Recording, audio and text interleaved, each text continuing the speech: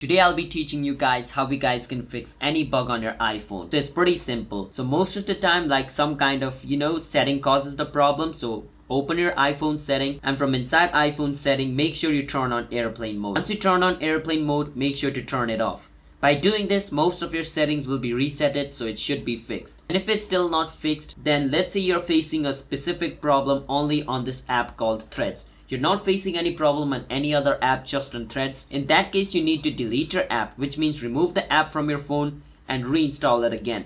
Once you delete and reinstall the app setting will be gone back to the default one and it should start working. So that's how we guys can fix the issue. The other thing you can do is you can go inside your phone setting, and from inside your phone setting you can go inside where it says general, scroll all the way down and click on shutdown. Once you click on shutdown, your iPhone will turn off, and just turn it on again. Sometimes just restarting your iPhone fixes most of your problem as well. Try that method as well.